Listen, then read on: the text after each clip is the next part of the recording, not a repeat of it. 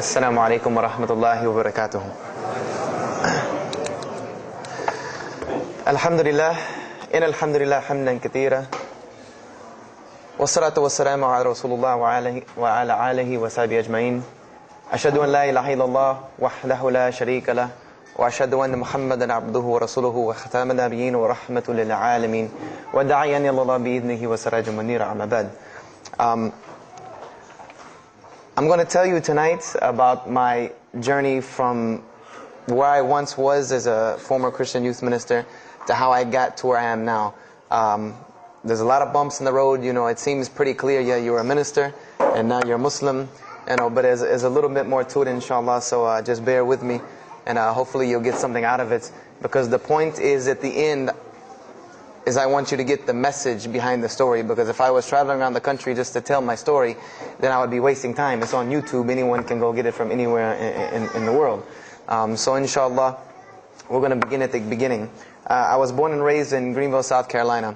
I was born and raised in Greenville, South Carolina. And I was raised by my grandparents because at a very early age, my mother had stepped out and my father was working 2 jobs. So it was me and my grandparents. And my grandparents were the traditional, conservative, Southern Christian folk, as they say. They were born in, they were very, very conservative in their ideals and their ideologies, in their ways. You know, as you hear about, people being set in their ways, that was my grandparents. Like we did it this way, and this is the way you did it every single day, and that was it. And we were very religious in the sense that we went to church on Sundays, we went to church Sunday evenings, we went to church Wednesday. And in Christianity, that's considered very religious. And it was not hard for us to go to church, and it was not difficult for my grandmother to drag me to church every Sunday, which as a kid is what they had to do, because the church was 2 houses down from our house. There was 2 houses, and then there was the church. So it was not hard for them to drag me every Sunday. And I hated church as a kid because of the simple reason that, we were brought up United Methodist. And Methodist is, for any of you know, it's very traditional. It's not like you think about like screaming and shouting in church and all that. No, you listen to the preacher, you stand up and you sing, you sit back down, you listen to the preacher, you stand up and sing, you sit back down, listen to the preacher, and that's it. That's all that happens. And the pews, as they call them, the chairs are made out of wood, they're hard, you get tired of sitting there, you're fumbling around, playing with the money that my grandmother gave me to put in the offering plate, all of these things. That's what I remember from church as a very small boy. But the thing that I do remember enjoying about church was Sunday school. Sunday school is what I got enjoyment from, because went to Sunday school, you painted pictures, of like Noah building the ark, you painted, all these pictures of Moses splitting the Red Sea. You learned the stories of Moses freeing the children of Israel from Egypt. You learn the story about him splitting the Red Sea. You learn the story about Noah and the ark. You learn the story about David and Goliath. You learn all these beautiful stories in Sunday school. So this was basically, as coming up, this is what I knew about Christianity, was the stories that I learned in Sunday school, because I never listened to the preacher during regular service. So that was the only thing I knew about Christianity. So coming up, this was how it was. It was just the norm. And the conservatism in my house, just to give you an example, and about the level of conservatism is, let's talk about gender issues. Let's say when I became 12, 13, 14, and I started to actually, notice females, and I actually didn't think they had diseases and wanted to run away from them every time I saw them. Let's say I wanted to have a girl over or something of this nature. It was so serious to my grandmother that I had to make an appointment with her, let her know this girl was coming to my house. We had to sit in the formal living room, which in the South, I don't know how it is here, but you have the dining room, then you have the formal living room with all the nice stuff that you don't go in unless there's company over. And my grandmother either had to be sitting in the same room with us or in the kitchen where she could see directly in the room. I mean, this is just how it was in my house. This is how my grandmother and grandfather were. They were very stern. They were very loving, but there were rules, and those rules were the way they were, and they did not change. So this was my upbringing. And I would say at about the age of 12, 13, 14, more along the age 13, 14, I started going to the Saturday evening youth services at my church that were for 12 and up. And the youth services were held in the gym, and they were totally different than church. At the youth services, you went, we played basketball, we played volleyball, we played dodgeball, we played every kind of sport, and we ate pizza and cake and candy, all the stuff kids like to do. And at the end, the youth minister, who happened to be my catty corner neighbor across the street. When I was 14, he was 17. He was the youth minister, so he would sit us down and give us a 30-minute lecture about Christianity, about something about God. He would give us a 30-minute sermon, and that's how the youth services were. And going to these youth services, I met some other people who went to other youth services. They invited me to Young Men for Christ and other things that were going on in South Carolina. And so I started to go to these different retreats and camping trips with them. And so that is when I would say that I started to become a Christian out of will. I became a Christian because I wanted to, not because it was something I was dragged to do. I started to actually want to be Christian. This is something I wanted to do. I made my own choice and my own decision to do it. So when I turned 15, I started going to high school. And when I was a freshman in high school, my best friend, who was the youth minister, was a senior in high school. And I remember we had a very close bond because I had not have my license yet, so I used to ride with him to school every day. And it was a big deal for me to be able to ride to school with a senior, especially since he had a brand new, when it was a brand new, but he had a restored '67 Mustang, which I've always been a fan of cars when I was a kid. So we had a very close bond, and we were very good friends because both of our parents were very similar. They didn't let us do much. So we spent a lot of time with each other. And when I became a sophomore, he graduated and started to attend Bob Jones University. I don't know if that rings a bell with anyone, but Bob Jones University is a very prestigious conservative Christian college in South Carolina. It's probably the most conservative college I've ever seen. Because the Moody Institute is known as one of the most famous in this country, it's in Chicago. But Bob Jones is conservative to the point to where when it comes to men and women, like men and women are not allowed to get caught talking to each other in a room alone if they're not married, holding hands on campus. The men had to wear button-up shirts or polo shirts tucked in with slacks or jeans. The women had to wear skirts. No jeans, skirts that came down to the ankle, and a shirt that came to the wrist. And this was part of the guidelines for Bob Jones University. You didn't party, you didn't drink, there was none of this that happened at Bob Jones University. And he started going there, and his major was textual criticism. And textual criticism probably doesn't ring a bell with anyone, and to explain it in detail would probably take another entire lecture. But just to give you a brief synopsis of what is textual criticism. A textual critic takes the ancient manuscripts of the Bible, the pieces of parchment that were found all over the world, and he has to learn Hebrew, Greek, Aramaic, Latin, these languages that these parchments have been found in. And he has to take these scriptures and try to find out where they came from, why there are variations in the many different versions of the same parchment. Let's say you have Matthew chapter 1 from the Bible. There might be 5,000 different variant readings of Matthew chapter 1 in 6 languages. And so he has to be able to take all these and sift through them, try to find out why there's so many variations of the readings, and then determine which one is the original. And that's not as easy a task as it seems. You could figure, which whenever the oldest is probably a more original, which is not the case since there are no originals.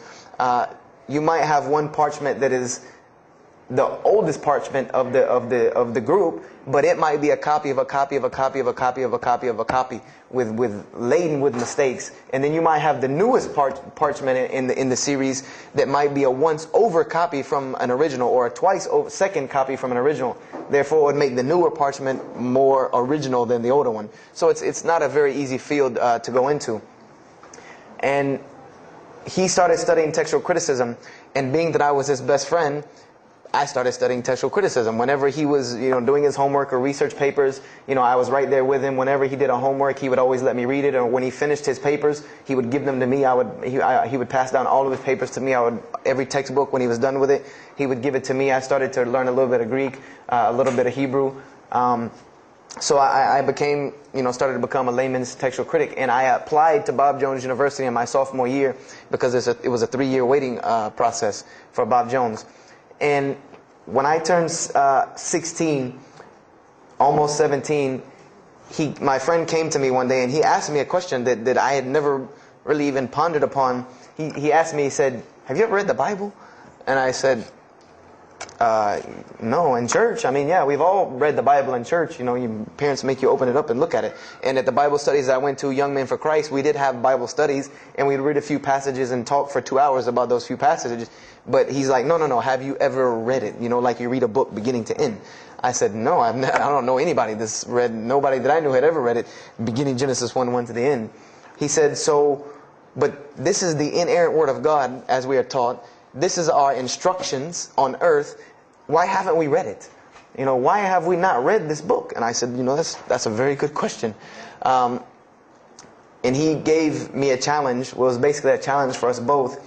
He said, let us start with Genesis 1:1 and let's read the Bible and let's see what God says to us. Because this is the inerrant Word of God, inspired to men for instructions for us. So let us see what God says to us. If God can talk to the preacher through this book, why can't He talk to me? I said, you're right. I said, that's very good. I had a lot of time on my hands. I wasn't really allowed to do much anyway after school. So I said, why not? Let's read the Bible. I was somewhat nerdy as a 14, 15-year-old, 16-year-old. So we started to read the Bible. And we decided to go from Genesis 1:1. And what we tried to do, this was the attempt that we made, was to not think of anything that we'd ever heard about Christianity, but to open the Bible and let's say I just found this book in the desert and read it and see what it says to me. Let it talk to us. So we started Genesis 1:1 and we started reading through the Bible. You know, we did some of it together and most of it I did by myself because I'm a very, very quick reader, so I decided to read a lot on my own. And as I was reading through the Bible, I started to notice the stories that I had heard in Sunday school. You know, you start reading Genesis, you read about Adam and Eve, we all know that story. You started reading about Deuteronomy, Exodus, you know, the stories of Moses, the story of Noah, the story of Lot and Abraham, and all these stories that I know. But I was surprisingly and astonishingly shocked by some of the stories that I read about these same people that I learned about in Sunday school. Just for instance, and this is a big testament to why Allah kept sending us prophets and why Islam was sent as a complete and perfected deen with the Quran. If you read about Noah in the Bible, there is the story about Noah saving humanity from the flood with an ark and all of that. There is this in the Bible. There's another aspect to the story of Noah that not many people know about unless they actually take time to open a Bible. This will not be preached from any pulpit anywhere. Is that the Bible says that Noah was an alcoholic. This is the Bible's portrayal of Noah, or Nuh alayhi salam, that he was an alcoholic, that he was a drunkard. This is the word used in the Bible, that he was a man given to alcohol. And I'm a psychology major, and my field of specialty is mental illnesses, and alcoholism is one of those, is a mental illness. And I know from seeing alcoholism's effect on one of my close friends' parents, I know that someone who is truly addicted to alcohol, and if Noah lived for so long addicted to alcohol, he was seriously addicted to alcohol. It is hard for someone addicted to alcohol to hold down a 9-to-5 job working at McDonald's flipping hamburgers, much less construct an ark to save humanity from a flood that's never happened. So that stopped me for a moment in my tracks, and I said, Noah was an alcoholic, you know, and it bothered me for a minute because I said, you know, things started popping in my mind like, if Noah was a drunkard, how did he know God was talking to him? Because, you know, I've seen some people, the alcoholics, you know, you were just asleep in my dog's food bowl the other night, drooling, and now you're telling me you were talking to God last night. You know, you know, to rationally, that would not make sense to me. That's like, you know, an alcoholic on the street coming to you and tell you God's talking to him. You know, he has no, this would give this man no validity. This man has no validity with anyone. So I didn't pay it too much attention. It caught me, but I said, you know what? I'm going to keep going, because there's one thing that you don't do in Christianity, and I'll tell you what it is in a minute when I started doing it. Then I came across the story of Lot, or Lut alayhi salam. And we all know the story of Sodom and Gomorrah in these stories, but there's another very twisted story in the Bible about Lot and his daughters. There's a story of Lot and his daughters in the Bible that says his daughters got him drunk one night and seduced him and committed incest with him. This is the Bible. This is one of the Bible portrayals of the prophets of God. The person who saved his family from Sodom and Gomorrah. This is the story that is in the Bible. So I'm catching myself again, like, how this is becoming a really bad habit that I'm seeing. This is becoming a bad recurrence that I'm seeing over and over again in this Bible. So, after that I started, speeding through some of the other mumbo jumbo to get to more of these prophet stories.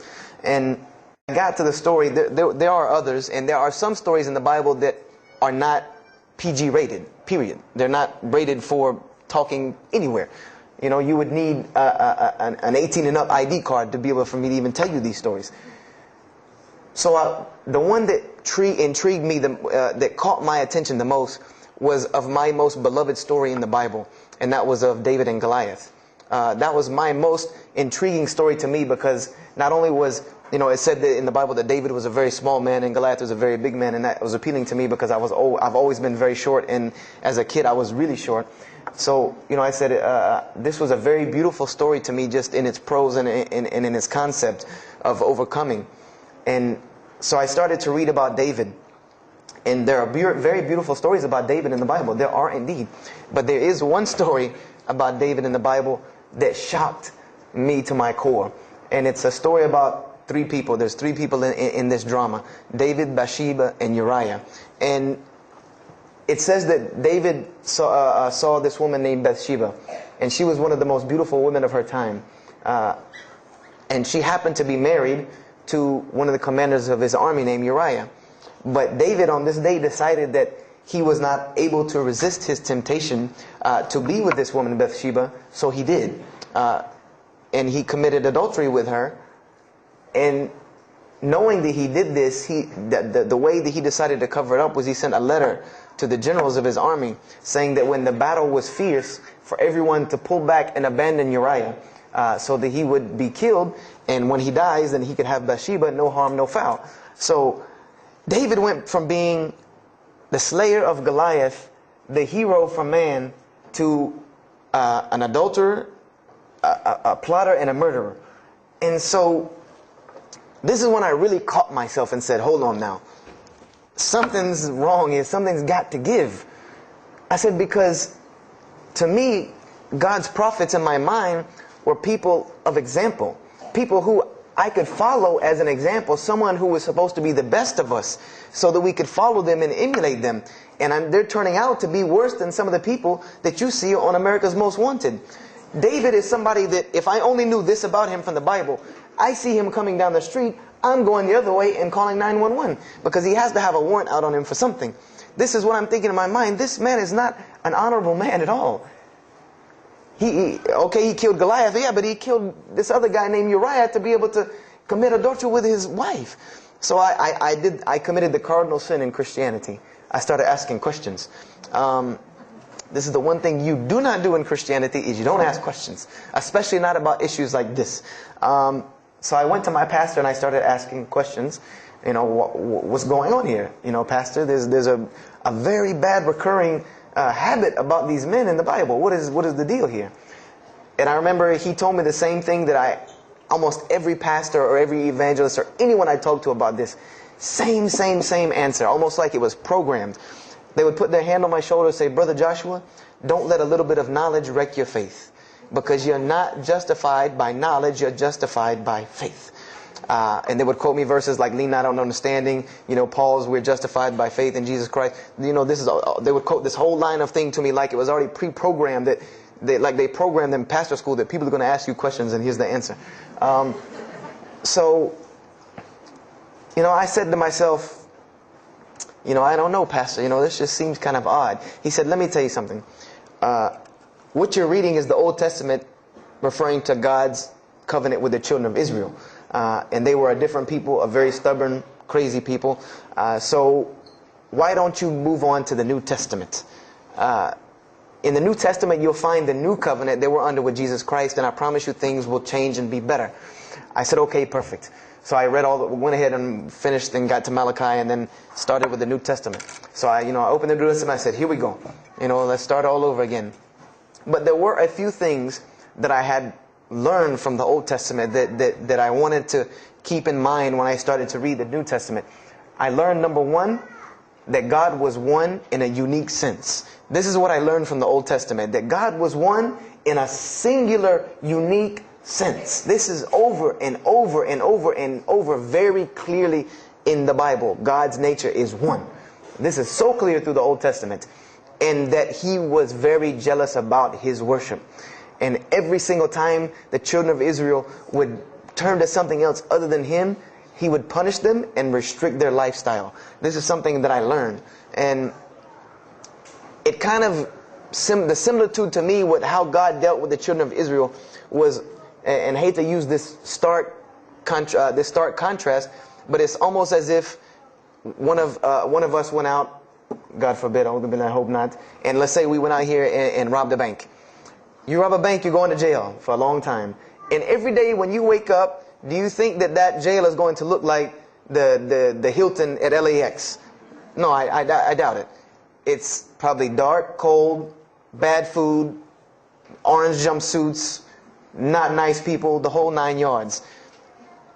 And the reason why this is, and I know this now from studying psychology, is that this is supposed to be a stark reminder every single day when this person wakes up that you are in jail. This is supposed to remind them every single day you're in jail because you committed a crime. And we run this, not you. This is the message that is being portrayed to this person in jail. So when the children of Israel kept rebelling against God, He restricted their lifestyle. If you study Judaic law now, it is some of the most strict religious law you can find. All of the good things that we enjoy as Muslims, even when it comes to dietary laws, like the good parts of the meat that we are allowed to eat, they can't have these things. These are things that are restricted from them. Why? Because God, Allah, wanted to remind them every day that I am Allah. I am your God. You will worship me. I run this, not you. And I understood this from reading the Old Testament. This is a concept I had come across. So I started with the New Testament, Matthew, Mark, Luke, and John. And one other thing that I did when I started to read the Bible was, if you go to Barnes & Noble, let's say you go to Barnes & Noble and you take a book off the shelf. What is usually the first thing you look at? The title. Then the next thing, the author. You want to know the title and the author. What is the name of the book? Who wrote it? And if you do this test with every single book of the Bible, you get a title and no author. Author unknown. Or author is appears to be so-and-so. Or we derive that so-and-so possibly written this. Like let's just say for Exodus, they say Moses wrote Exodus. Which if you read some of Exodus, he couldn't have written all of Exodus because the last part of Exodus is Moses' death, burial, and Joshua taking over the children of Israel. And now, unless Moses was a sure indeed prophet that was able to write things after he died, then he did not write these things. And so when you go to Matthew, Mark, Luke, and John, I wanted to know Matthew who, Mark who, Luke who, John who, because it's called the Gospel according to Matthew. The bad thing is that no one knows. No one knows because no one penned their name down to these things. No Bible scholar in his right mind will tell you that we know for sure Matthew so-and-so wrote this, Mark so-and-so wrote this, Luke so-and-so wrote this, John so-and-so wrote this. It's factual information that we do not know who wrote these. So I was intrigued. I'm like, that doesn't, why would somebody write this book that's supposed to be passed down over generations and people are supposed to, this is the inspired word of God to guide mankind, and nobody decided to pin down who wrote it. But anyway, I started to read it, and I started to notice things about the teachings of Jesus Christ. And they were not what I had learned in church. When Jesus spoke, He spoke of the nature of God. And when He spoke of the nature of God, it was the same nature of God that I found in the Old Testament. Jesus said many times that God is one. God is unique. He would even quote from the Hebrew Scriptures. Hear, O Israel, the Lord your God is but one. When He was asked, what is the greatest commandment? Or He was asked the greatest commandment. He said the greatest commandment, and every Muslim should understand these two concepts. This should be nothing new to you. The greatest commandment is to love the Lord your God with all your heart, with all your might, with all your strength, and then to love your neighbor as you love yourself. He said the rest hang on these two, which we know in Islam we have rights of the Creator and rights of the creation. So this was the concept that He was teaching. And he even said in 1 John 5:17, and this was more clear to me than anything else can be, this is life eternal, that they may know you, the only true God, and Jesus Christ, whom you have sent. And when you look at that in the Greek and the Aramaic, it is almost exactly to a T of La ilaha illallah Muhammad Rasulullah. Now that I know Arabic and have understood that, very same similar statements. Yes, indeed, there were some implicit statements about that you could implicitly, if you took them and separated them from everything else, you could maybe derive that Jesus was trying to claim some divinity or something for himself. But I also know from doing psychology, and I did a little bit of law too, that an implicit statement cannot override an explicit statement. An explicit statement always takes precedence. So if Jesus said God is one, and he anagorically may have alluded to God being more than one, then the clear statement overrides that each and every single time. So this is what I found through the New Testament. And I also found that Jesus taught salvation. But his salvation that he taught was obeying God and following the commandments. This was his mode of salvation. One man asked him, "Good master, tell me how I can inherit the eternal life." He said, "Follow the commandments." Follow the commandments. He even, in Matthew, was so sincere about it. He said, "Whosoever shall follow the least of these commandments and teach men to do so shall be called the greatest in the kingdom of heaven. But whosoever shall break the least of these commandments and teach men to do so shall be called the least in the kingdom of heaven." So this I understood very clearly, that Jesus taught the same nature of God that was in the Old Testament. He taught that the salvation lied in worshiping God and following the commandments. This I understood. Matthew, Mark, Luke, and John were very clear about this. There were other things, the only begotten Son, but these things were not in red letter, so I did not give them as much weight as what I did to the actual words that Jesus Christ was saying out of his own mouth. So I read Matthew, Mark, Luke, and John.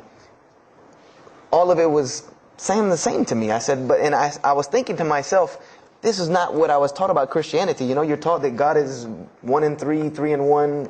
1 equals 3. Father, Son, Holy Spirit. Jesus died on your cross to forgive your sin. And there was another thing that I noticed from the Old Testament, and this is a beautiful lesson to Muslims, because you're asked this all the time, especially when it comes to dawah. And I never put 2 and 2 together until I learned Islam and then read the Bible one more time.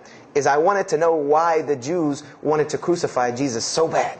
Why so bad? They could have just mobbed him anywhere and killed him on the street. It's not like he had clans like the Arabs that would have come and backed him up. I said, why didn't they just kill him? Why were they so strict and sincere to tell Pontius Pilate, you got to kill him and you need to sanction it. We can't do it, but you need to sanction it to kill him. And now I understand it. Was that Jesus had a mission, and that mission was to share God with the world.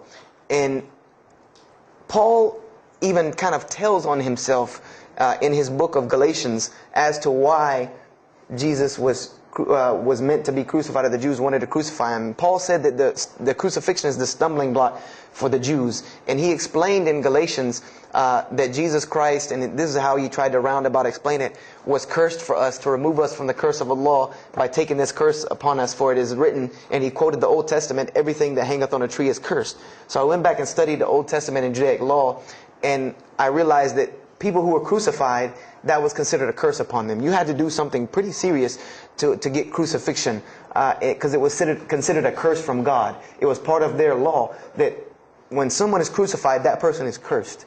So wherever they buried these criminals, like in the graveyards in Israel, in Jerusalem, in Palestine, where they buried these criminals that were crucified, this was considered cursed ground. This was considered ground that you didn't go on, and you did nothing here, because these people are cursed by God. So I started to put 2 and 2 together. That it's not that they wanted to kill Jesus, because they could have just killed him. They wanted to disprove who he was. This was their point, was to disprove who this man was. He said he's the Messiah. They wanted to disprove it. And they knew, if you can crucify Jesus, he can't be the Messiah. He cannot be our Messiah if you can crucify him. And even if he is, if we can still force our crucifixion on him, then that'll detriment his message. So they understood this and knew this, and this is why they wanted to crucify him. And this is exactly why Allah saved him from it. Because everyone asked you, why did Allah save him from the crucifixion? Because you cannot crucify. That was part of his law that he came to fulfill, that he could not be cursed according to this law. He said, I have come to fulfill the law. To fulfill it. Therefore, he couldn't be cursed according to it. And this is why he went to the Garden of Gethsemane and asked God to remove this from him, because he knew how detrimental this was to his message of crucifixion. So I began to see all of these things. So I started to read. I got to the book of Acts and started to read the writings of Paul the Apostle. And things went from this to this. It went from one way to another way. It went completely flipped, turned around. The entire teachings went from obeying God, worshiping God, following the law, to worshiping Jesus Christ and abolishing the law completely. Paul even wrote to the Galatians, "Oh, you foolish Galatians, why are you still following this cursed law?" Jesus Christ came as a curse to remove us from the affliction of this curse. So I said to myself, but Jesus just said a few books before this that whosoever shall break the least of these commandments and teach men to do so shall be the least in the kingdom of heaven. And here you go, Paul preaching this gospel to abolish the law. So I even asked, what is going on here? So I started asking my pastor, and my pastor said, now you're getting into deep water. You know, now you're starting to question the New Testament. You really have some issues. You know, they even thought that I might be, you know, possessed and all kinds of things. So I had a very big conflict going on inside of me, and my friend took me to his textual critic teacher, his professor. And what this man told me probably wrecked my faith in Christianity. And I always say, I doubt he would be very happy me traveling around the world telling people that a Christian professor from Bob Jones University wrecked my faith in Christianity. But he did. Because what I asked him was, what happened to all these contradictions? You know, in the Old Testament there are many contradictions. If you study Hebrew language, you'll understand that when you read some of the Old Testament or the Torah, that there are some parts of the Torah that you can see is the most beautiful Arabic that you can see. The most beautiful Hebrew that you can see, just like when you read the Quran. It's very beautiful Hebrew. And then 2 chapters later, you'll see Hebrew that looks like a broken 3-year-old who is trying to scribble some Hebrew down. It looks very colloquial, very dialectic. You can tell it's not the same person speaking. So I went and asked him about all this stuff I saw. And he told me, he said, what you have is a book written by men over centuries and centuries and eons and eons. And he says, and this book started as an original that was copied and copied and copied, and somebody added a mistake, and somebody came behind him and corrected that mistake and added 2 of his own. Someone came and copied it and skipped a line and added a line where it wasn't supposed to be. And then someone else came and copied it and took it to his country, and in order for it to fit well with the doctrine they were teaching, he would cross out a dot here or cross out a word here or change a word here so that it would fit with the theological ideas of this part of the world. And he said, and after all these years, you have a book now that is compiled from all of this, written by the hands of men that still have men's fingerprints left on it. And that's what you have. You have an imperfect book that is only perfected through faith. This is exactly what he told me, that this book is perfected through faith. You cannot perfect it textually. It's not a textually perfect book. Those who believe in it by faith. And so I said, here we go again with this faith thing. You know, I said, God gave me a brain for a reason. If he did not want me to use it, he would remove this reason and logic part of my brain out and replace it with more faith. So, you know, and I was of the opinion, you know, as the saying goes, my grandmother didn't raise a fool. I'm no fool. You know, I said, I can't believe in this. You know, I mean, this book I've been taught is the inerrant word of God, and you're just telling me that it's a book of errors that's only perfect through faith. That's like me taking a 1982 Datsun all beat up and say, if you believe it can be a Mercedes. If you believe. You know, that would make no sense. You can't take a car to the car dealership and say that. No, if you really believe it, if you look at it right, it's a Mercedes. So I said, no, you know, this is a book full of errors. And God's religion is perfect. If God has a religion, it's perfect. If he has a book, it has to be perfect because he is perfect. So I left Christianity completely. And I decided that I was, I had learned some concepts from the Bible. God was one. You couldn't fool me of that. I had also concepted that there should be nobody standing between me and God, because He created me without permission from anyone. Therefore, I don't need to be taking permission from someone to go to Him. If I had to be forgiven for something, it should come from Him, because on the day of judgment, it's going to be me and Him alone. And I didn't know about God's prophets yet. I had my doubts and persuasions about that. So I decided to start searching other religions. I went back to Judaism. I studied Judaism. I found the same thing that Jesus taught about two spiritual Jews that leave the law, and Jews that were so caught up in the law that they left no room for spirituality. I studied Buddhism, Hinduism, Taoism, Confucianism, Wiccan, Bushido.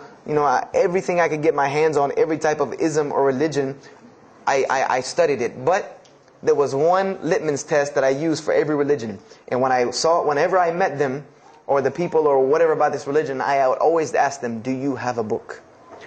Do you have a book? Because another thing I had come to the conclusion of is that if your religion is true, you should be able to tangibly hand me something and show me that this religion is true. Give me something that I can see. I don't want to hear that faith stuff anymore. I heard that all my life, and look where it got me. It got me thinking I'm driving a Mercedes running around in a 1982 beat-up Datsun. I said, no, you have to show me. And so I read the Bhagavad Gita, I read the Torah, I read the Scrolls of Tao, I read the Code of the Bushido, I read the Wiccan Book of Spirits and Spells and all that other magic stuff they have. And I read all of these things, and I found something very congruent with all of it, was that there were very same philosophies and teachings in all of these major religious books. They all talked about God and His nature. Most of them alluded to the fact that God is one, and that God sends messengers to us and people to us to teach us. But they were filled with a whole bunch of garbage, to be honest with you, that I couldn't logically, rationally believe.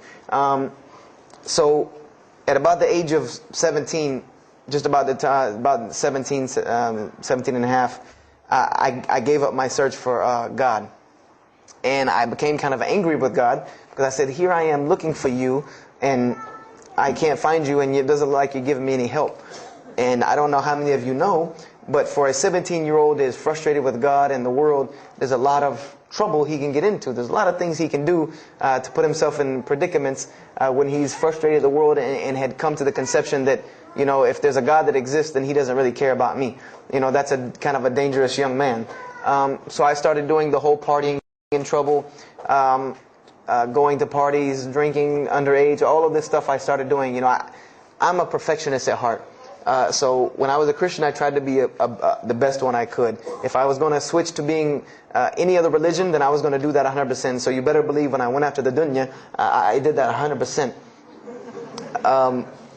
And I was a martial artist since I was 15 years old. And even though it was only 2 years, 2 years at 17, you think, you're Bruce Lee. So I got into a lot of fights. Got kicked out of school, had to go to another school, got in one fight, got arrested for a fight, and there were a couple incidences that stopped this downward spiral, because I was on a very, very quick downward spiral and I believe if I would have continued on that downward spiral, I would probably end up hurting someone, killing someone, or them hurting or killing me. And there were two incidents that brought that to an abrupt stop, like pulling the emergency brake. And the first one was a car accident that I was in. My friend and I were on the way back from Clemson University from a frat party, and we were driving up 385 in South Carolina, and we were both highly intoxicated. And I decided that night that he was driving. I decided to put my seatbelt on for the only reason that I kept falling over when I fell asleep without the seatbelt on, because I didn't really believe in the seatbelt thing, because I said if I'm going to die, I'm going to die. That was the conception that I come up with, that if it's time for me to die, it's time for me to die. I didn't believe in the whole tying your camel thing. So I put on my seatbelt and I fell asleep. And the next thing I know, I remember waking up with the car shaking. And I woke up to grab my friend because I thought maybe he had fallen asleep. But when I woke up, the only thing I saw was the tree line and then the pavement coming right at my face. And the window smashing and the car flipping, the whole 9 yards. And us landing in a ditch. And I remember getting out of the car. That was the first thing I thought. you know, number one, I couldn't believe that, you know, you don't really think about, oh, you're alive. No, you just move. I jumped out of the car and realized that I had jumped out of the back of the car that wasn't there anymore. It was still in the median on the other side of the highway, and the front part of the car was over in the ditch. And I drug my friend out, who was knocked unconscious, and pulled him over the side of the road. I had no injuries. I looked at myself trying to find what's missing, and there was nothing but a piece of glass stuck in my arm that I pulled out. And it just so happened that a state trooper was passing the other way, because he turned around and came back. And when he came back, he asked what had happened. And the first thing he asked me was, did you see what happened? Because there was other people who would pull over, so I guess he thought that I was a bystander, because I started to walk towards him. He's like, did you see what happened? You know, where are the people? I said, yeah, I really saw what happened. I was in the car. You know, and he was like, you know, as they say, like the color drained out of his face, because he was shocked. He said, how were you in that car? You know, and of course they took the hospital. My friend got arrested, DUI. But before he put us in the ambulance, he was a man of God, because he looked at me and he told me, he said, young man, you better realize that you're on this earth tonight for a purpose. The only reason you're still alive is that God has a purpose for you. If not, you don't live through things like that. People without purpose, if you didn't have a purpose, then this night would have been your night. So you need to realize that. I said, this old man's out of his mind. You know, if God had been looking for me, he had the opportunity to get me a long time ago. So don't tell me about that God stuff now. So I paid it no attention.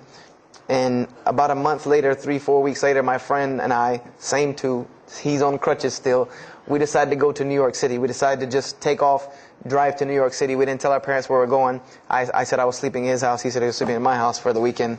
So we drove to New York.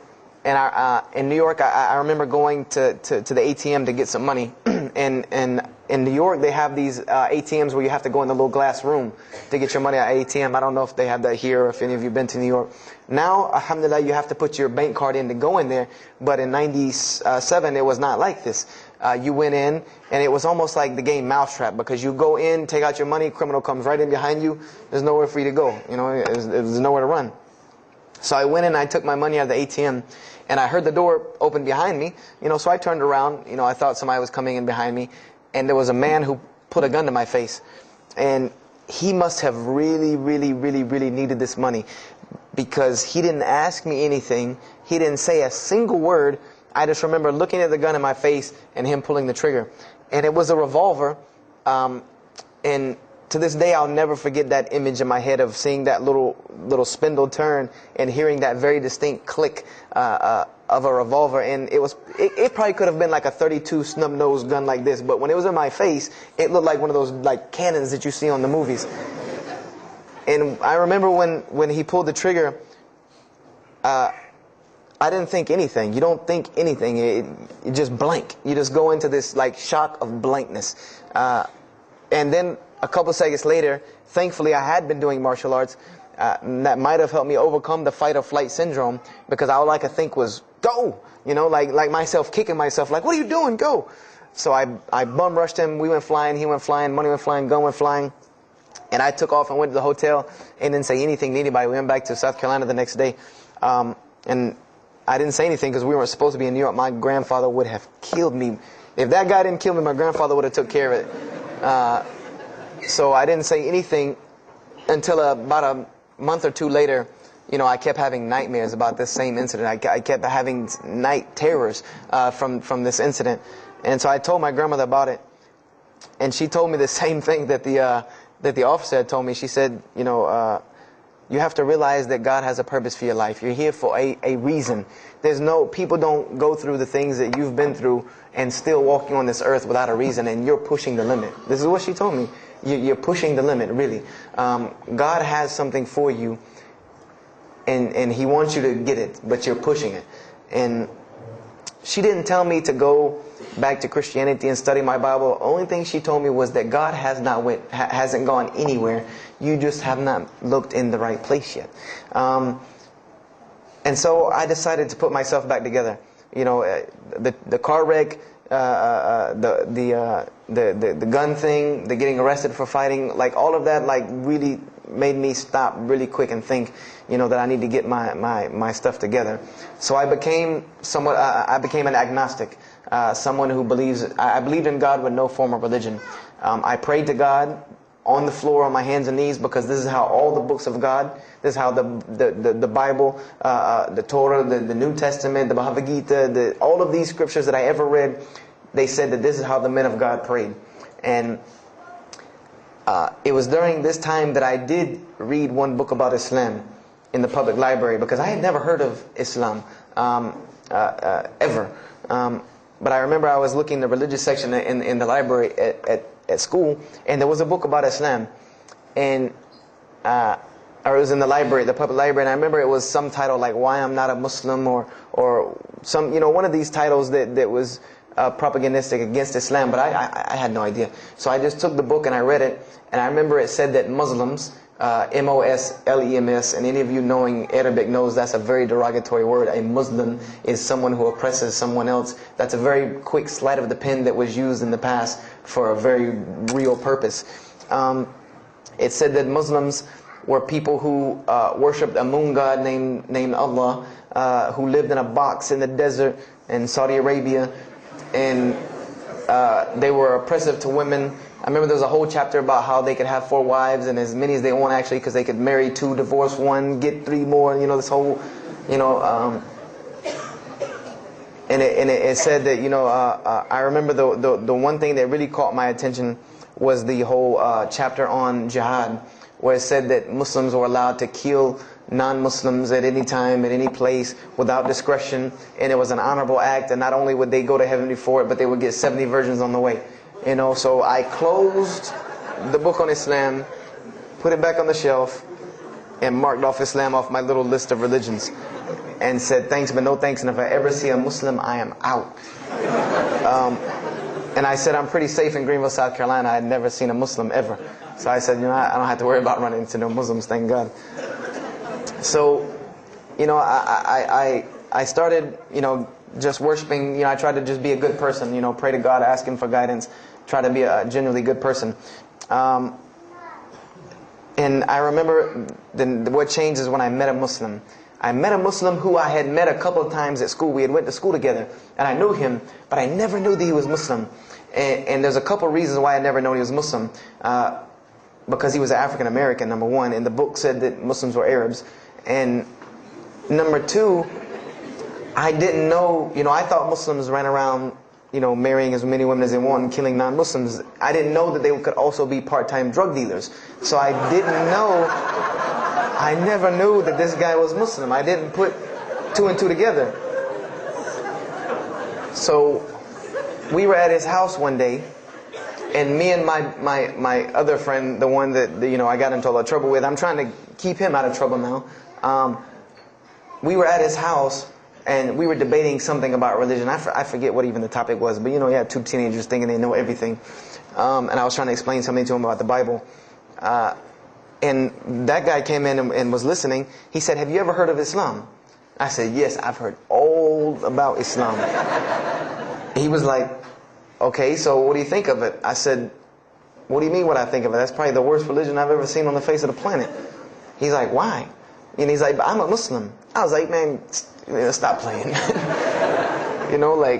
You're an African American. He's like, "So?" I'm like, "The book said you guys were Arab. All the Muslims were Arabs." He was like, "What else did you read in the book?" And I told him. He was like, "Man, what what have you been reading?" He's like, "You need to go to the mosque for Jummah." He's like, he told me, he said, "I'm not a good Muslim." This is what he said to me. He said, "I'm not a good Muslim. I'm not even going to try to front and say I'm a good Muslim." He said, "But I can guide you to some people that can tell you the real truth about Islam," because he knew about my story about wanting to find religion. And he said, "You need to go to the mosque for Jummah." And I said, What's Jummah?" He said, "It's just like church with no chairs." And I said, "I can do church with no chairs because in church the chairs were the worst part anyway." Because they had these hard benches that you sit on that are like this, and they're so hard. I said, "That's good. You sit on carpet? Wow, man, every church should be like that." And I said, where's the mosque? He said, it's on Wade-Hampton Boulevard. I said, where on Wade-Hampton Boulevard? I lived on Wade-Hampton Boulevard. I lived right off of Wade-Hampton Boulevard. He said, you know where Lee Road intersects with Wade-Hampton? I said, yeah, I live on the other side of that intersection. He said, it's right there. I said, no, it's not. There's nothing. There's a gas station or a church. He said, yeah, you know that church, the Evangelical Missionary Training Facility? I said, yeah, I used to take missionary classes there. He said, you know that building in the parking lot with the gold thing on top? I said, the gym? He was like, no, that's the mosque. Because I had always thought it was the gym because it was in the same parking lot and it was just rectangular with 2 glass doors in the front. And you could literally walk in between the church and the masjid and touch them like this. Anyone doesn't believe me, go to Greenville, South Carolina, look at the masjid. You can almost touch both of them just like this. He said, yeah, it's right there. I said, I've never, at first I was shocked. Like, I've been living across the street from all these crazy Muslims all my life. I said, I never knew. And he told me to go to Jummah, and I asked him what time. He said he would meet me there at 1 o'clock in the afternoon on Friday. So I said, okay. I went on Friday. And I'm waiting outside for him. I'm not going inside. That's not happening. And I'm seeing all these people going in. And at this time, it was a predominantly Indo-Paki Arab masjid. Anyone who went in was not American, period. And I did not see even one African American going there. And I did see one. And then when he went in, I heard him talking in a dialect that I realized he was probably from Africa. So I said, he's not American. So I'm not going, I'm waiting, and I'm standing outside sitting on the church steps, and the imam pulls up and parks right in front of me, who I had no idea he was the imam. But he got out and he asked me, am I waiting for someone, this, that, and the other? And I explained to him. He said, oh yeah, we know this brother. You don't see him that much, but we know who he is. He said, I'm glad you came. He was a very, very nice, gentle young man. And he invited me into the mosque, and I kind of wanted to wait on my friend, but I didn't want, at the same time, I didn't want to tell this man I don't want to go in. So I went in, and they put me in the back and gave me a chair anyway. And I said, I came to sit on the floor. And they gave me a chair anyway, and all of these people are piled up in front of me. And there's no Americans here. And I'm starting to wonder, if this is a setup. Because it's starting to smell like a setup to me. Because in my mind, I'm like, you've been set up before, and this seems kind of like this. So, and I'm starting to think in my head, scenarios, a young mind at play. I said, this other guy, my friend, he probably was in the same situation like me, and he probably made a deal with them to get out as long as he brought other Americans and tricked them into coming to the mosque so they could do their jihad after Jummah and get their 70 virgins. So I'm sitting here, and there's all these people in front of me, and then there's a curtain with all these people behind me making noise, and I have no idea who's back here. So I'm stuck in the middle of this. I hear that it's some women, but I don't, there's a curtain. I have no idea. So I'm like, there's something very odd about what's going on right here. I'm like, just let me make it. I'm starting to look for the exit. I'm like, calculating how many people are between me and the exit. I know some martial arts, so I said I'm going to hit a couple of them, and I'm out. And then the imam came, and I just now realized that he was the imam because he got up on the minbar, and they started to call the adhan. And, I said, okay, that man seemed nice. He seemed genuinely nice. So I felt a little more comfort. And then he got up after the adhan, and he started his khutbah. Inna alhamdulillah nahmaruhu. I said, oh my God. I said, I bet you he's talking about me. And he's being forceful. He was getting loud and banging on the minbar, and he's pointing in my direction. I'm like, oh man, I got to get out of here really quick, I said, well, I'm going to take my chance with the women behind me. I'm going through the curtain. And then he started to, when he got done with his Arabic tirade, he started to explain it. That verily all praise belongs to Allah alone, or God alone, and Him do we worship, and Him do we seek help and assistance. We seek refuge with Him from the evil that lies. He explained what he said in Arabic, and it sounded to me so beautiful. It was very, very beautifully prosed, what he said, and I wanted to know where he got that. I said, where did he get that? Because it was only about God and about the nature of ourselves. All of us should know that the beginning of the khutbah, and he quoted the 3 verses from the Quran. O you who believe, fear God as He should be feared, and do not die. And instead of state of submission to Islam, he was a very wise man because he translated everything. It was almost as if he knew I was there and translated everything for me. And he. I remember to this day what the khutbah was about. And I don't know if he did it because I was there, or if that was his already planned khutbah, but it's almost as if it was meant for me. The khutbah was that, the title of it was that the forgiveness of Allah is open to anyone at any time, at any place, no matter what, unless they have committed shirk. And the prose of the khutbah was a very long hadith. That some of you will know. And just to make it short, it was the hadith where the Rasulullah ﷺ met Angel Gabriel or Angel Jibreel, and Angel Jibreel was telling them to tell him that if the Muslims commit this certain sin, to tell them that Allah would forgive them. And every time he would tell the Muslims, they would say, okay, well then what about this sin?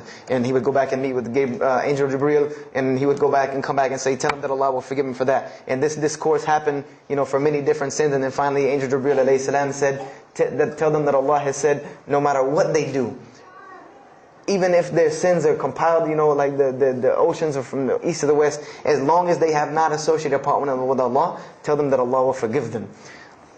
And I remember he told me that, or he said that, that the door of repentance to God is open as long as you have not seen the angel of death or the sun hasn't risen from the west. I didn't really understand the sun risen from the west thing at that time. But, and he said that, God's forgiveness has to come from God alone. This was the whole premise of his khutbah, was on forgiveness and tawbah. And I was saying to myself, these are all of the same concepts that I had formulated through reading the religious scriptures myself. And I'm asking myself, where did he get this stuff from? Where did he get all this? And he started using names like, he used the name Ibrahim alayhi salam, he used the name Musa, and I'm like, he translated it to Abraham and Moses. I'm like, where did he, where is he getting these? These are names from the Bible. I know these people. And so after the khutbah, they started lining up for the prayer. And I got apprehensive because everybody's getting up in front of me and blocking my exit from the door. And so I guess one guy in the back saw me, and because I had to move back a little bit, he said, we're about to pray. And I said, pray to who? And he said, to God. I said, which one? And he said, the one that created the heavens and earth. The same one that's in the Bible, the only creator of the heavens and earth, the only God. I said, yes, I know him. And so the Imam started to pray, and when he recited the Quran, I know it sounded very intriguing. I had no idea what it was. But then when I saw Muslims bow and prostrate on the floor, verses and verses of every religious book that I had ever read started ringing off in my head, that this was the way men of God prayed. And the first thing that I could think of in my mind was, this is worship. That's what I said to myself. This is not prayer, because prayers are asking God for something. These people are worshiping God. So I said to myself that you've written this religion off way too easily. I thought I was a much more open-minded person than that, and I was ashamed of myself that I had written it off with just one little book. I had put all these studies into the other religions. I read this one thing about Islam and was done. So I went to the Imam after Jummah. He talked to me, and I would have to say that I was probably a little bit rude with him. And I've asked him to forgive me. I saw him a few years later. I said, you got to forgive me for the first time you saw me. Because he started telling me, would you like to know a little bit more about... He had a very heavy accent. He was an Egyptian brother. Would you like to know a little bit more about Islam? He tried to give me some pamphlets. I said, no. I don't want any of this right here. I said, do you have a book? This is what I wanted to know. Do you have a book? Can you give me... He said, yes, we have a book. I said, it's called the Quran. I said, can I read it? Is it in English? Can I read it? He said, sure, you can read it. And then he tried to explain it to me a little bit, how it came by. I said, nah, just give me the book, because the book should speak for itself. So I took the Quran home, and on Friday night I started to read it, because this is a book I had never seen before. And I was very interested. So I went home and I opened the Quran, and I read the Fatiha. It seemed to me kind of like the Lord's Prayer. It was a little similar to what I found in the Bible. But then I started to read Surah Al-Baqarah. I started to read Surah Al-Imran. And I started to see names that I had seen before. I started to see names like Abraham, Moses, David, Jesus, Yahya, John the Baptist, Zechariah, Mary. And I said, I know all of these names, but there was something different about these people in this book. The prophets that I found in the Bible were people that were deplorable, of not very good character. These same men in the Quran were someone who were at the highest echelon of moral character and moral fiber. They were someone that was an example to be followed because they lived the message that they preached. Therefore, they were able to be followed and emulated. So, I read all of these chapters and I read the story of Jesus, peace be upon him. Because when I saw the name Jesus first, that really intrigued me. I wanted to see, what does this book have to say about Jesus? And I read the story in Ali Imran, and I read a story in Surah Maryam. And it was more beautiful than anything I had ever read in the New Testament, or any nativity story that I had ever heard. It was more beautiful than that, times 10. I remember the only thing that I could capture my mind was the miracle of how, because in the Bible you never really figure out the conflict of how Mary gets over this finger pointing at her about her coming with a baby and she's not married. There's no real end to that. There's no real defense for her from this in the New Testament. But the Quran is so explicit and so clear that Jesus' first miracle was to speak from the womb, to speak as a baby and defend the honor of his mother. Something that you cannot deny. Something that you cannot deny about her, who Mary was, when you have this baby speaking on her behalf. So I would say I read the Quran entirely in 3 days. But that first night, after I had made it through Surah Al-Imran, my heart was already given to this book. I didn't know what it meant to be a Muslim. I didn't know how to be a Muslim. I didn't even know what that meant. But I knew that whoever it was that followed this book, I wanted to be like these people. I wanted to be like the people that I read about in this book.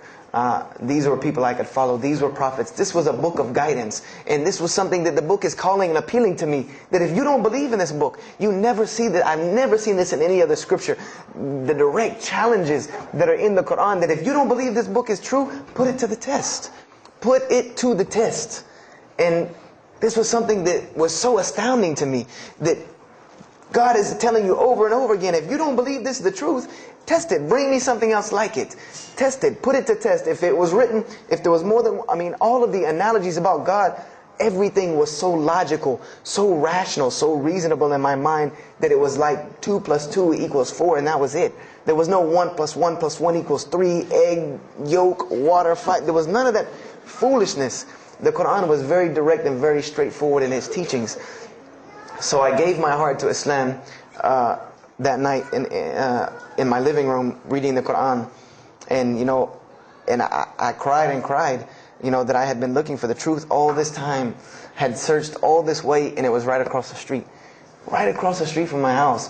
And so I went back on Monday to accept Islam and ask these Muslims where in the world they've been all this time, and I go ready to go in there and do my thing, and I go and the masjid is locked.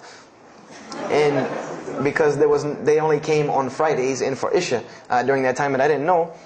So I said, okay, I guess I have to come back on Friday, because every time I passed by the masjid after that, it was always locked. So I came back on Friday and I took my shahada, and as they say, the rest is history. But I don't travel around the world, and this was in December of 1998. I don't travel around the country and the world telling my story, just for the entertainment value.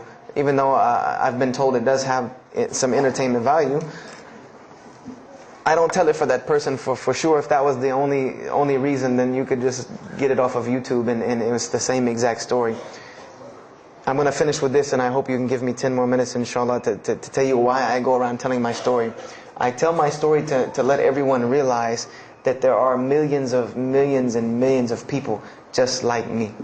Just like me in 1998, searching for the truth, can't find a way out. There are millions of people. There are probably millions of people in California, hundreds and thousands, if not millions, right here in in Orange County and Los Angeles in the Southern California area, that want to know the truth, that are tired of hearing the same garbage preached to them over and over again, tired of this shaitan box telling them the same thing over and over again, tired of the world being in the condition that it's in, tired of their life being in the condition it's in. And we as Muslims have the solution to every single one of their problems. And guess where we keep it at? Right here inside the masjid. Right here inside the masjid, we have all of this truth. We have the solution to every problem in the world. You want to solve the world hunger? The problem of world hunger? Islam has the problem. You want to solve the problem of world poverty? Islam has the answer. You want to fix the economic situation of this country? Islam could fix it tomorrow. And this was in an op-ed piece in the Washington Post. In the Washington Post, there was an op-ed piece that the two markets that are falling apart in this country are investments and housing. And there are two people in this market that while the rest are bottoming it out, this market is steadily climbing. It's not getting rich overnight like people want to, but it is continually going up, and that is Islamic financing and Islamic housing markets. These two things are so steady and so strong that economists in DC are trying to figure out how they can take some of these Islamic principles, from these investing and housing firms, and plug them into this system to give it some stability, because they realize that you won't get rich overnight in the Islamic system, but it will be stable. It will be something that will give stability. So they are starting to find out that Islam has the answer and the solution to their problems. But we already know this. We already know this, that we can solve every world problem with Islam, would put it into it. But the problem is, we're hiding it from the people. Unfortunately, willingly or unwilling, knowingly, unknowingly, we are hiding this from the people. And there's a statement in the Quran and that Allah warns the Jews about what they did with their religion. And it is a statement that is left in the Quran for us, that verily those who conceal the evidences and the clear proofs, after we have made it clear for them in the book, they are those who are cursed by Allah and cursed by those who curse, unless they repent and reveal that which they have been concealing. Those I will accept their repentance, because I am the one who accepts it, the most merciful. We have become guilty just the same way the Jews have of hiding the truth about their religion. When they saw the Prophet Muhammad ﷺ, they knew the truth and wanted to hide it. People, we know the truth about Islam, and we are hiding it. We as Muslims are running around begging Allah for dignity and honor and help, when He has already given it to us in this deen. Everything that a Muslim could ever want has already been given to him in this deen of Islam. Anything that you ask Allah for, there is an account set up for you to go take it out of. You just got to find it where it's at. And any of you, I'm not going to go through the ayahs for they're too long, but if you want to know the solutions to every one of your problems in this world and the hereafter, just go read Surah Al-Saf, ayah 10 through 13. Very, very easy solution. If I had the time, I would read them to you, inshallah. But we have the cure to every disease in the world. And we're not giving it to the people. And I want to use this as a parable, because I really want this to hit home with you. Let's say, what is your name, brother? Abdullah, mashallah. Let's say me and Abdullah are best friends. We're brothers in deen. We're roommates. And we've been roommates for years and years and years. And let's say brother Abdullah has contracts an illness, a disease that is one of the most painful diseases that any human being can ever go through in his life. And it's not something that is going to kill him quick. Let's say this disease is going to suffer and fester with Abdullah and make him not be able to eat, sleep, nothing. He's just miserable all the time. When I come home in the evening, he's rolling around on the floor in pain. And let's say I know him in this condition, and let's say one day I come across the cure for his disease. Someone tells me that if you give this to Abdullah or anyone like him, he will be instantly cured and he will never suffer again. And let's say I take that and put it in my pocket, and I don't give it to Abdullah. Why? Why don't you give it to Abdullah? Well, number one, I'm way too busy. I have 2 jobs, going to school, I have a long commute back and forth, I got to drive up and down the 405 every day. I don't have time to give Abdullah this medicine, man. If he wants the medicine, he'll go get it himself. I don't have time. I'm really busy. Number 2, I'm not a doctor. I should not be prescribing Abdullah medicine, and I'm not knowledgeable in medicine. If he wants help, he should go see a doctor. I'm not a doctor. Number 3, Abdullah's, please forgive me, but Abdullah's kind of stubborn. He doesn't really listen very well. He probably, he's kind of set in his ways. So even if I tell him this medicine is good for him and it'll cure him, he probably wouldn't even take it anyway. So why waste my time? Do any of these excuses sound familiar? And let's say I don't give this medicine to Abdullah and he dies. And let's say he dies the most painful death that you can ever imagine. I want to ask you a kind of rhetorical question. I want to ask you kind of a rhetorical question. Do you think on the Day of Judgment that Allah is going to call me and Abdullah up and ask him about this incident between me and him because I've oppressed him? I have oppressed him. I've allowed him to suffer knowing that I could ease his suffering. I'm sure Allah is going to ask us about this. But you know the beauty about Islam is that if Abdullah was a good Muslim, bore this disease patiently and died, he dies as a shaheed, inshaAllah. And on the Day of Judgment, this is how beautiful Islam is, that he could very well come before and Allah ask us about this, and Brother Abdullah say, you know what? Allah, I forgive him. So you forgive him. This is the beauty of our religion. And Allah will forgive me. But the disease I want to tell you about is the disease that every single non-Muslim walks around with every single day, and they don't even know it. It has no real physical symptoms, and that's the disease of shirk, the disease of being jahl, being ignorant about Allah subhanahu wa ta'ala. Allah gives them life, and they worship someone else. Allah feeds them, and they thank someone else. He created them and fashioned them in the womb of their mother and knows them better than they know themselves. And they have no idea who He is. They don't even know who He is. If that doesn't pain your heart to see a person in this condition, then for sure the hearts have become hardened. Because when I see non-Muslims, especially when I sit in places like airports, I see this disease. I see it on them. I see them walking around with it. And there's so many of them passing me, I think to myself, there's no way I could talk to all of them. There's nothing I can do. And this disease is something that not only is not going to show up as a physical symptom, and is going to leave them ignorant about Allah subhanahu wa ta'ala, but when the day they die, they will die the most physically painful death that anyone can ever suffer. The Rasulullah ﷺ said that when the angel of death comes to the disbeliever, it doesn't come kindly. He yanks the soul through the nose, and it's as if his flesh is torn from his bones. It's as if they take Brother Abdullah and turn him upside down and stuff him in a human paper shredder. This is the death that is waiting for those who do not know Allah subhanahu wa ta'ala. And you know the unfortunate thing? That while you've been sitting here listening to me, thousands of people have died. Thousands of people have lost their life not knowing Allah while I'm talking to you right now. People in this city have lost their life, and there's nothing we can do about them. They're gone. It's too late for them. We can't save them even if we want to. And that's a deplorable, deplorable, sad, sad fact that we can't save them. But there are many, many, many, many who we can save.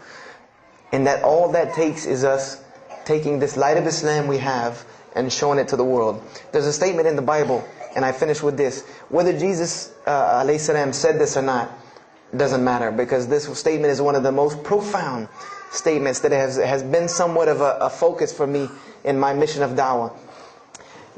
It is said that no one would bring a candle into his home and then place a bucket on top of it, because then no one would benefit from the light. No, if someone would bring a candle in their home, they would set it on the table in the middle of the room so that everyone could benefit from this light.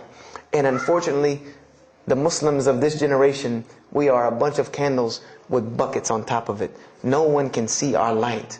No one can see the beauty of Islam. And believe me, if you don't see it, believe me, take it from someone who was once standing on the outside looking through the window at that light. It is one of the most beautiful things you can ever lay your eyes on. It is a treasure to be found of treasures. And everyone else can see this, and they will see this if we show it to them. If we allow Islam to be Islam. If we start becoming Muslims, meaning that the best form of da'wah that you can do to this world is very, very simple. It's not complex. It doesn't take a 10-hour workshop, even though some of the details do. But if you want to know the way, the best way to do da'wah is for Muslims to be Muslims.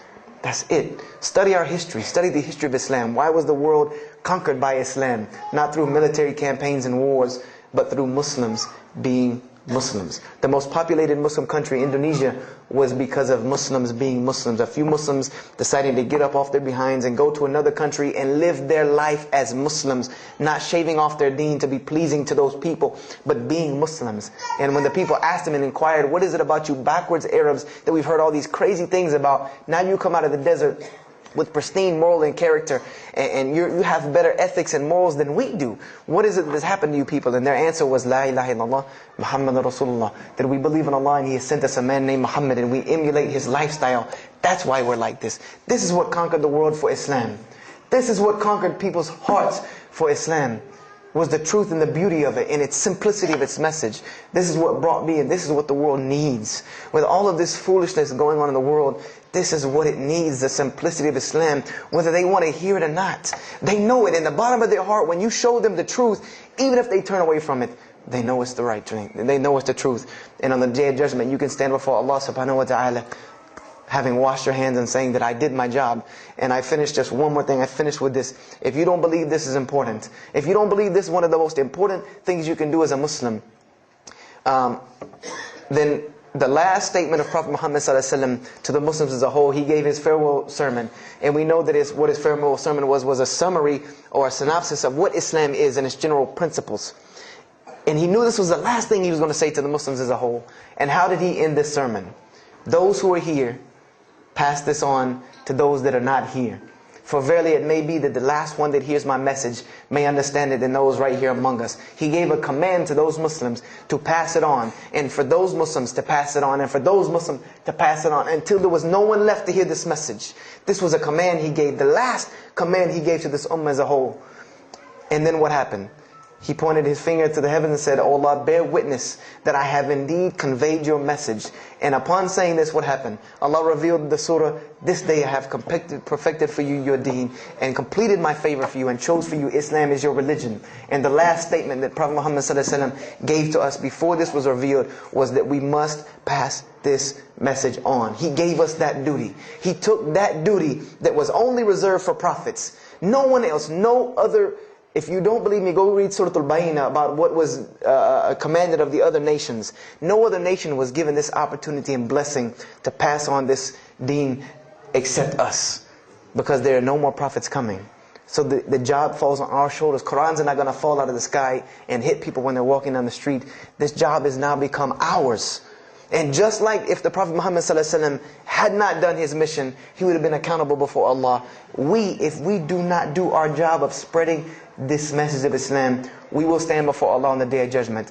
Don't be the person standing before Allah on the Day of Judgment and your neighbor that you've known, your co-worker that you've known 10, 15, 20 years come and find you and tell you, you knew this day was coming. You knew this day was coming and what was going to happen to me, and you did not say anything to me. And those people will complain to Allah about us. They will complain to Allah about us.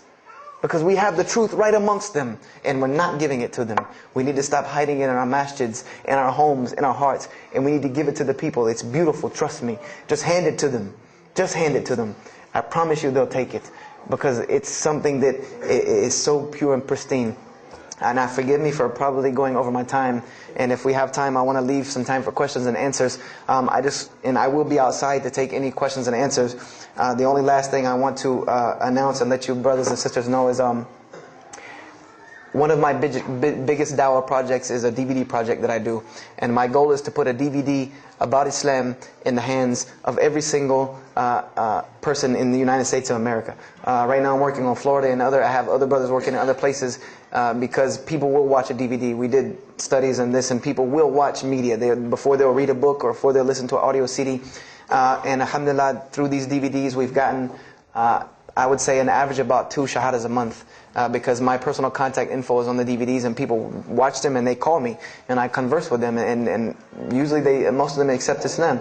I just had a shahada the day before yesterday from Irvine, Texas, from someone who had bought the DVD and given it, a Muslim had bought it, gave it to his friend. His friend hated it or didn't want it, so he gave it to another person, and that person gave it to a co-worker at work who watched it and accepted Islam. So this is one of my biggest projects. And the way this project works is I make 100 DVDs, and I brought 2 of them with me today. I'm going to explain what they are. The way this project works is I make 100 DVDs, and 75 of them go out to different dawah arenas. And the other 25 I make available for Muslims to purchase for 2 reasons: so that they can be, so that I can buy another 100 to make, and so that you can share in this ajr along with me. Because when you purchase a DVD that makes another DVD, or you give it to a friend, then you share in this ajr with me. And everyone knows that da'wah is the biggest pyramid system because of the hadith Rasulullah sallallahu alaihi wasallam, that one who calls to guidance gets the same reward as the one guided, without that reward being lost from him. So I made these DVDs available to the Muslims so that you can put a little effort in da'wah and make another 100 inshallah. So I brought 2 today, and they're outside. One of them is called Islam in the Bible, which is basically what I just told you in a PowerPoint format, so that you could see all these verses that I saw, all these things that I read that allowed me to see the truth of Islam very clearly when I saw it, and I coincide them with the Quran so that you could see them. And there's another one the other one's called The True Gospel of Jesus Christ, where I go through the New Testament. Well, first part I think is an interview about me and my story to Islam, and there's some other Q&As on the other DVDs about nature of God and all these different things. But it's a PowerPoint presentation about the New Testament and Jesus Christ, and how you can prove to someone that Jesus Christ taught Islam from the New Testament, from their own book, that they have to agree. They either have to believe it or reject it. And if you believe it, then you have to believe what I'm saying is true about Islam. If you reject it, then this is your book, not mine. So, I try to use these 2 teaching methods, and they also can be given to non-Muslims because they're in a PowerPoint format. They're in a very educated format, and they're available outside for $10 each. So if you could, please don't make me take any of them back home, because they always hassle me about taking 200 DVDs on an airplane anyway. So please come and get them. And if you have any questions, my contact info is on there and everything. If you have any more questions for me, and my website and everything. I thank you for your time. And if anything has been of benefit, know that truly all good comes from Allah subhanahu wa ta'ala. And if anything that I have said is incorrect or hurtful or shameful, know that indeed that comes from my own nafs and my own lack of understanding. أقول كذا هذا واستغفر الله لي ولكم فاستغفروه إنه هو الغفور الرحيم. السلام عليكم ورحمة الله وبركاته.